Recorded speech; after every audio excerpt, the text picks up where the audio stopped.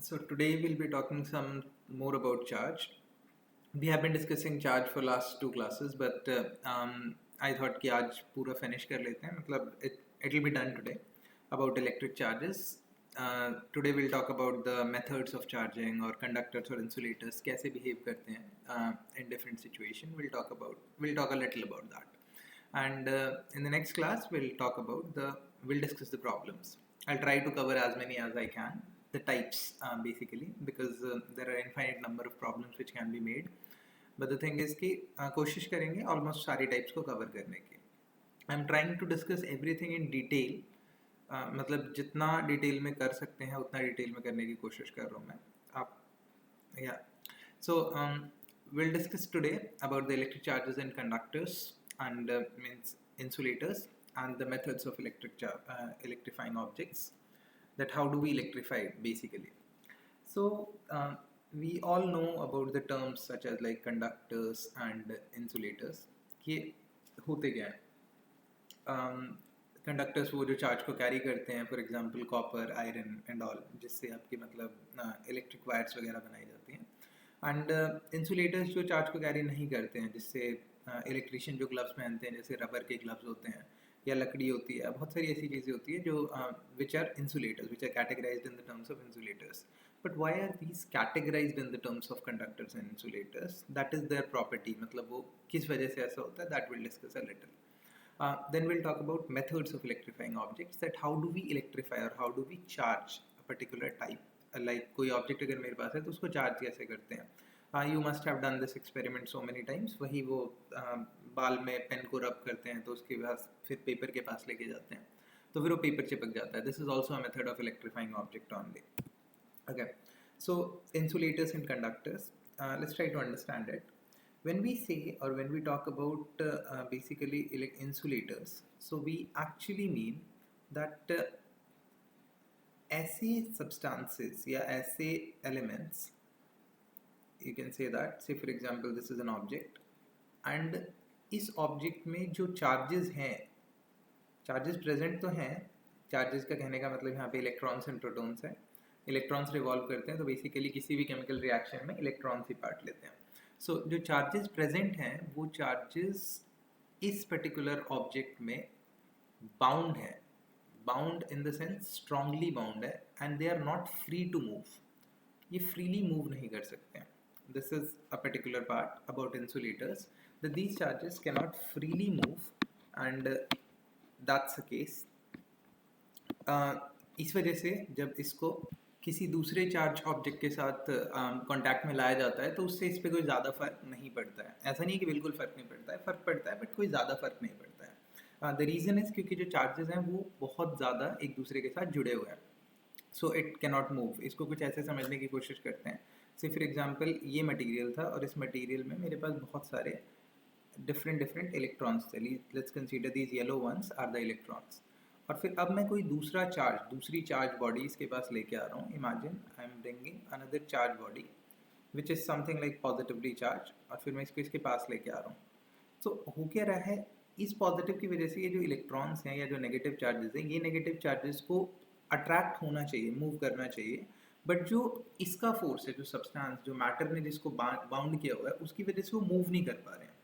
सो वो कोशिश तो कर रहे हैं but that particular substance, that particular जो भी मैटर है वहाँ पे, जिस भी ऑब्जेक्ट के बारे में बात कर रहे हैं, वो ऑब्जेक्ट की प्रॉपर्टी उसे अलाउ नहीं कर रही है. मतलब उसका होल्ड करने का फोर्स उस पॉजिटिव चार्ज के खींचने के फोर्स से बहुत ज़्यादा है, जिसकी वजह से वो मूव नहीं कर पाते हैं.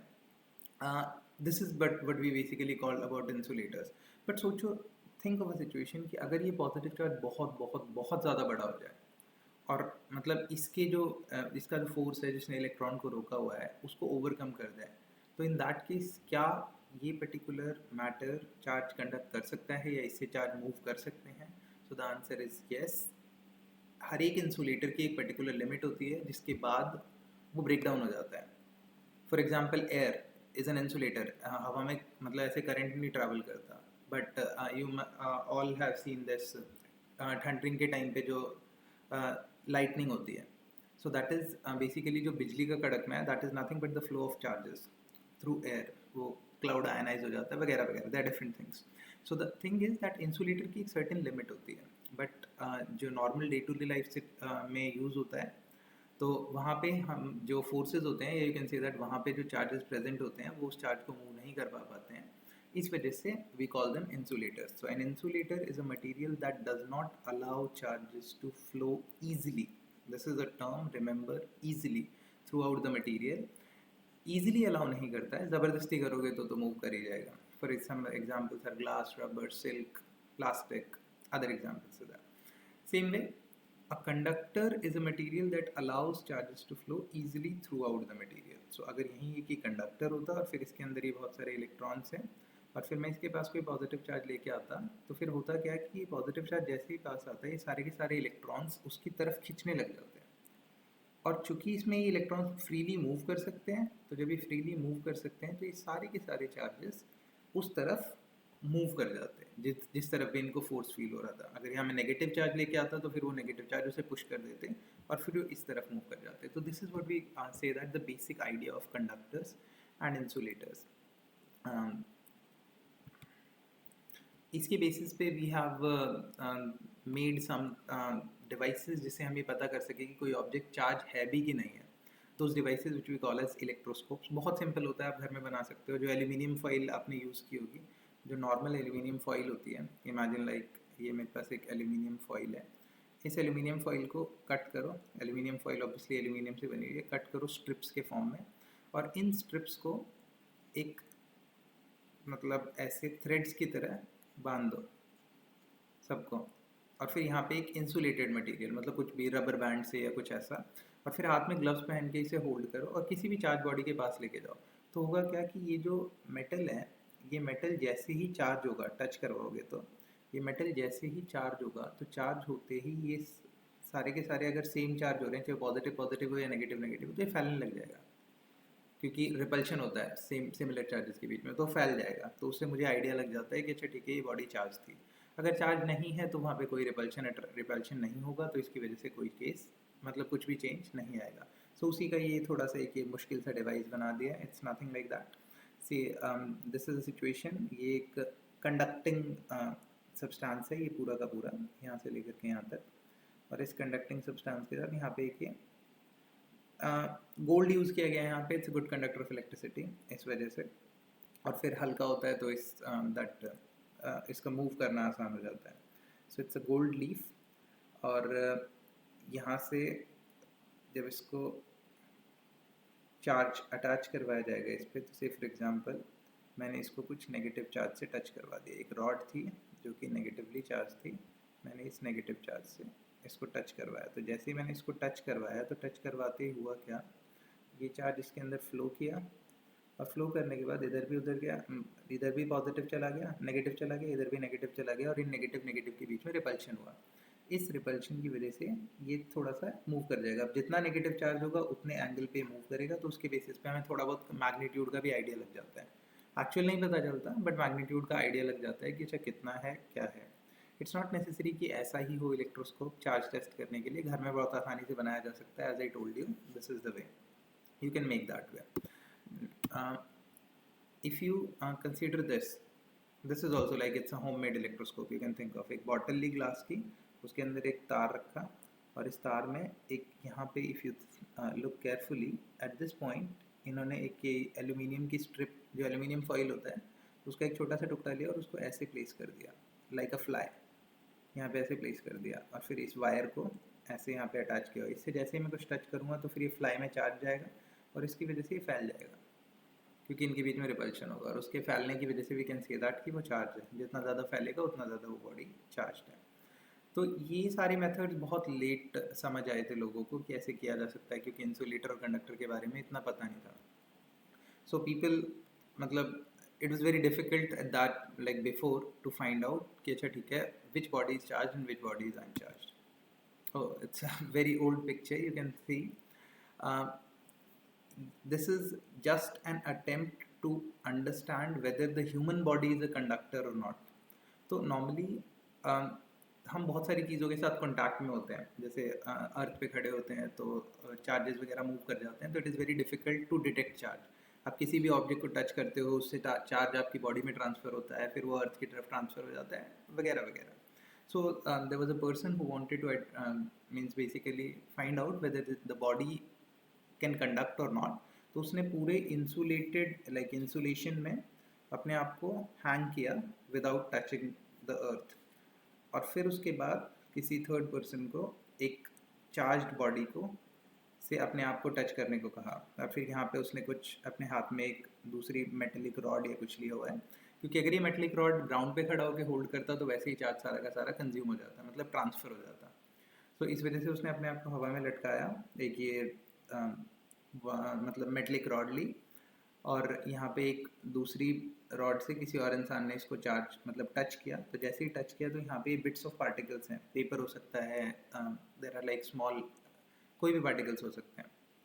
तो हुआ क्या कि इसकी वजह से बॉडी के अंदर चार्ज ट्रांसफ़र हुआ, एंड दे फाउंड आउट कि ये इससे अट्रैक्ट हो रहा है. So they found out that basically यहाँ पे टच किया है लेकिन फिर भी जो चार्ज है वो पूरी बॉडी में फैल गया है. So that means human body is a conductor. You can think of कि एक्सपेरिमेंट्स काफ़ी डिफ़िकल्ट हुआ करते थे, मेहनत करते थे लोग समझने के लिए साइंस को. एनीवे, मूविंग नेक्स्ट, या you might ask a question here कि अट्रैक्ट क्यों हो रहा है, मतलब हुआ क्या. जैसे मान लो कि पॉजिटिव चार्ज दिया है इसने इसको, तो ये पॉजिटिव चार्ज पूरी बॉडी में फैल गया. पॉजिटिव और नेगेटिव अट्रैक्ट करते हैं ना, ये तो नेगेटिव है नहीं. तो जब ये नेगेटिव नहीं है तो फिर ये अट्रैक्ट कर क्यों रहा है. Will discuss about it in a little bit. Will talk about something called induction, the process of induction. होता क्या है कि ये इसके नेगेटिव चार्जेस को अपनी तरफ खींचता है और अट्रैक्ट हो जाता है अगर कोई लाइटर ऑब्जेक्ट है तो. यही रीज़न होता है कि जो जब आप पेन को रब करते हो तो पेन चार्ज होता है, और फिर जब आप पेपर की तरफ लेके जाते हो तो पेपर उसकी तरफ अट्रैक्ट हो जाता है. रीज़न भी क्योंकि पेपर के अंदर इंडक्शन चार्ज इंड्यूस हो जाता है. Will talk about induction. Then we have some methods of charging, like how do we actually charge objects, electrify objects. So we have a few ways in which we can actually charge things. First one is frictional electricity. It's very important, and ज़्यादातर use भी होता है day to day life में. जब आप दो objects को, दो डिफरेंट टाइप ऑफ ऑब्जेक्ट्स को एक दूसरे के साथ रब करते हो, तो उस रबिंग की वजह से एक बॉडी से दूसरी बॉडी के अंदर कुछ इलेक्ट्रॉन्स का ट्रांसफ़र हो जाता है. उस ट्रांसफ़र की वजह से जो चार्ज डेवलप होता है, क्योंकि पहले वो न्यूट्रल था, पहले इसके अंदर n नंबर ऑफ प्रोटॉन्स थे और n ही इलेक्ट्रॉन्स थे. बट जैसे ही ये यहाँ पहुँचा, जैसे मैंने इसको रब किया, तो किसी एक बॉडी से दूसरी बॉडी के अंदर इलेक्ट्रॉन्स की डेफिशिएंसी या एक्सेस हो गया, जिसकी वजह से ये दोनों बॉडीज चार्ज हो गई. एक पॉजिटिव हो गया और फिर दूसरा नेगेटिव हो गया. अब द क्वेश्चन इज कौन सा पॉजिटिव होगा कौन सा नेगेटिव होगा, वो मटेरियल पे डिपेंड करता है कि मटेरियल की क्या कैरेक्टर, क्या मटेरियल का क्या कैरेक्टर है कि उसने उसने अपने इलेक्ट्रॉन्स को कितनी स्ट्रांगली बाउंड किया हुआ है एक दूसरे से. सो दैट डिपेंड्स कि अगर मान लो तीन मटेरियल्स हैं मेरे पास एक्स वाई जेड, और x सबसे ज़्यादा स्ट्रांगली बाउंडेड है, y उससे कम, z उससे कम, तो जब मैं x को z से रब करूँगा तो x में इलेक्ट्रॉन सबसे ज़्यादा स्ट्रांगली बाउंडेड है, z में सबसे कम स्ट्रांगली बाउंडेड है, मीन्स वीकली बाउंडेड है. जब मैं इसको इससे रब करूँगा तो z से x में इलेक्ट्रॉन ट्रांसफ़र होंगे और x नेगेटिव चार्ज हो जाएगा और z पॉजिटिव चार्ज हो जाएगा. बट वहीं पे अगर y के साथ करेंगे तो सेम यही सिचुएशन होगी, बट जब y और z को करेंगे तो डिफरेंट केस हो सकता है. y पॉजिटिव बन सकता है, अभी फिर y नेगेटिव बन सकता है जब हम y और z को रब करेंगे तो. सो एनीवे, दैट डिपेंड्स कि उसका कैरेक्टर क्या है. सबसे पहले जो इलेक्ट्रिसिटी को समझा गया था that was because of this material और दिस स्टोन, एम्बर कहते हैं इसे. सो ग्रीक अगेन ग्रीस में दे न्यू बिफोर दैट, क्योंकि एम्बर को जब रब किया जाता है तो फिर उस पर एक डिफरेंट काइंड की कैरेक्टरिस्टिक डेवलप हो जाती है जिसे चार्ज कहते हैं. चार्ज मतलब तब नहीं पता था, बाद में धीरे धीरे पता चला that okay fine that is considered as a charge. This situation like frictional electricity, this is also known as static electricity, क्योंकि हम यहाँ पे चार्जेस एट रेस्ट के बारे में बात कर रहे हैं. There are many cases, examples are given like comb करने पे चार्ज ट्रांसफ़र हो जाता है. This is a picture which will show that net charge 0 था, फिर नेट चार्ज बढ़ गया वगैरह वगैरह. This is some examples. You can say that there is a silk thread, insulator होता है इसलिए यूज़ किया है, ग्लास रॉड, और ग्लास रॉड को एक प्लास्टिक रॉड के साथ मूव करवाया. So and this is another glass rod and plastic rod. Basically इनको आपस में रब किया है तो उसकी वजह से चार्जेस का ट्रांसफ़र हुआ है. ग्लास रॉड ये पॉजिटिवली चार्ज, ग्लास ने पॉजिटिव चार्ज गेन किया, प्लास्टिक रॉड ने नेगेटिव चार्ज गेन किया. ऐसा क्यों हुआ? क्योंकि ग्लास में पॉजिटिव चार्ज। तो देखना, आपको याद करने की ज़रूरत नहीं है, don't need to remember this particular thing, but this is called as triboelectric series. इसमें स्ट्रेंथ ऑफ मटेरियल पता चल रही है, मतलब कितना वो स्ट्रांगली और वीकली एक दूसरे को अट्रैक्ट, मतलब इलेक्ट्रॉन्स को होल्ड करके रखता है। तो से फॉर एग्जांपल जितने भी जो भी ऊपर हैं वो पॉजिटिव चार्ज एक्वायर करेंगे। पॉजिटिव क्यों एक्वायर करेंगे? क्योंकि इसमें लूजली बाउंडेड है। और जितने भी नीचे हैं वो नेगेटिव चार्ज एक्वायर करेंगे क्योंकि वो स्ट्रांगली बाउंडेड है। तो लेट्स टेक एन एग्जांपल कि अगर मान लो ग्लास को अक्राइलिक या पॉलीथीन के साथ रब करवाया गया, तो पॉलीथीन में जो इलेक्ट्रॉन्स हैं वो स्ट्रांगली बाउंडेड है, ग्लास में लूजली बाउंडेड है। तो ग्लास से इलेक्ट्रॉन्स पॉलीथीन की तरफ ट्रांसफ़र होंगे और ग्लास पॉजिटिवली चार्ज हो जाएगा और पॉलीथीन नेगेटिवली चार्ज हो जाएगा। You don't need to remember it, 2-3 ध्यान रखना। एक glass, silk, amber, plastic, enough, that's it, इससे ज़्यादा ज़रूरत नहीं पड़ती। So this is what we call as frictional electricity. यहाँ बेसिकली आपसे कई बार क्वेश्चन पूछा जाता है कि कितने कितने इलेक्ट्रॉन्स ट्रांसफर हुए। तो अगर आपको चार्ज पता है तो we know the result Q is equals to N E. यहाँ से हम नंबर निकाल सकते हैं कितने इलेक्ट्रॉन्स ट्रांसफर हुए होंगे।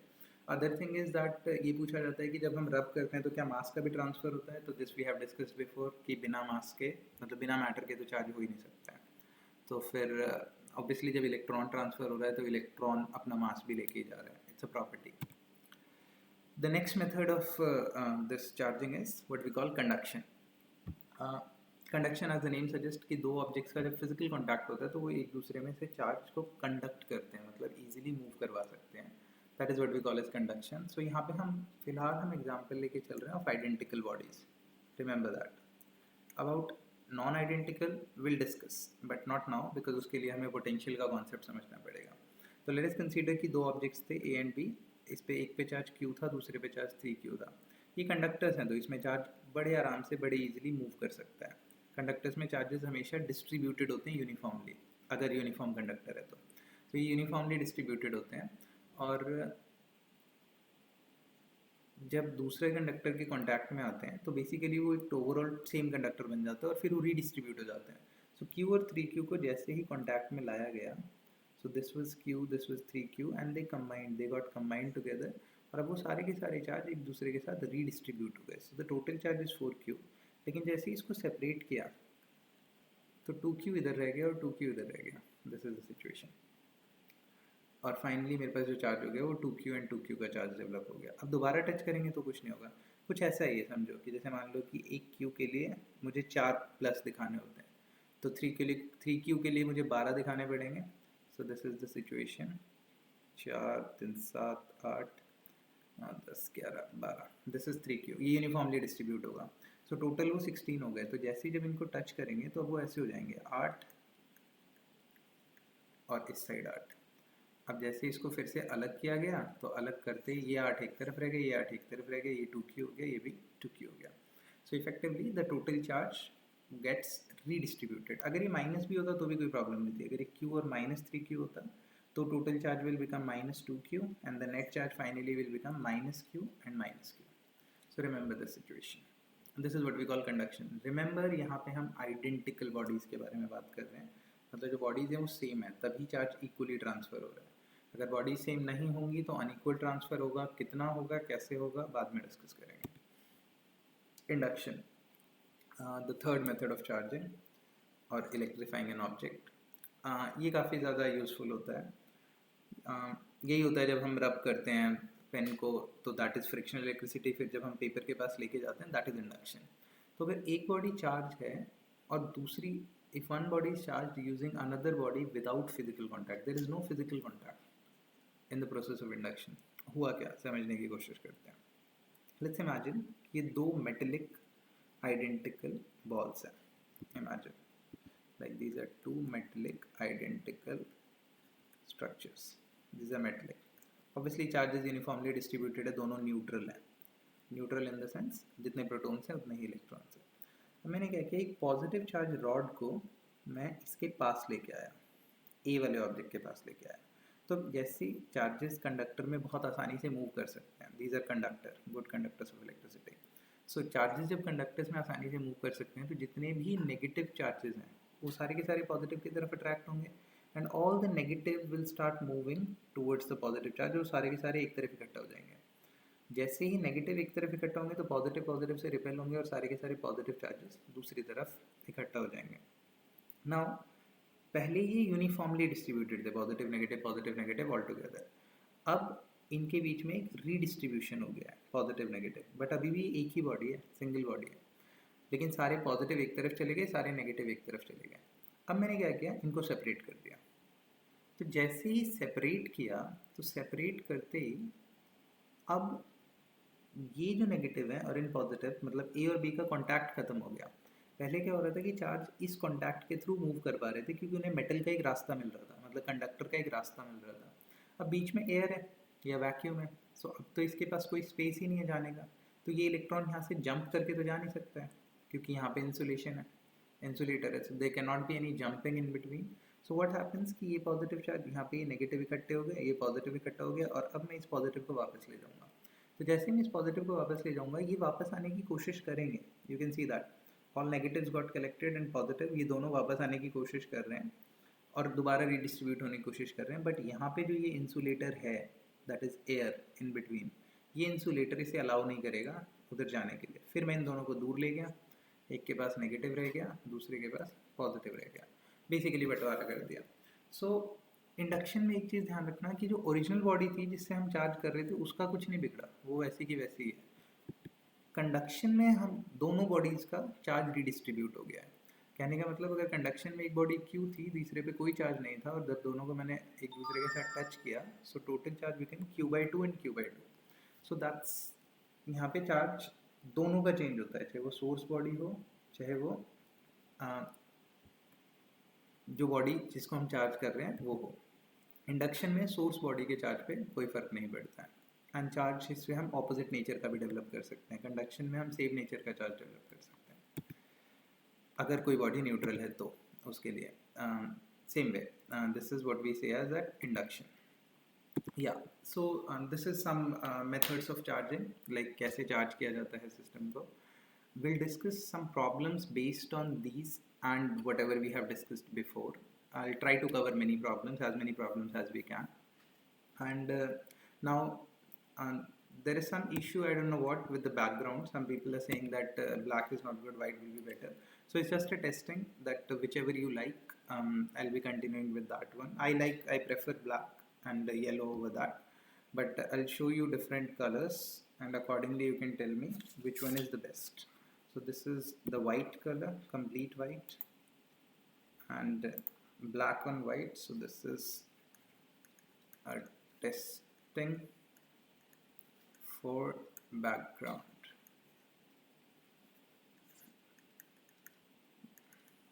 This you can say that this is the black and white complete. If I have black and I write with yellow, this is a testing which I was doing before. You can think of the situation, it's like this. And if I have black and I write with white, that is also a possibility. I can do that. So if I do that, it will be like this. I don't know which one suits better. Okay, and there's another way I can do is the off-white color. This is some sort of an off-white color and I take the black marker.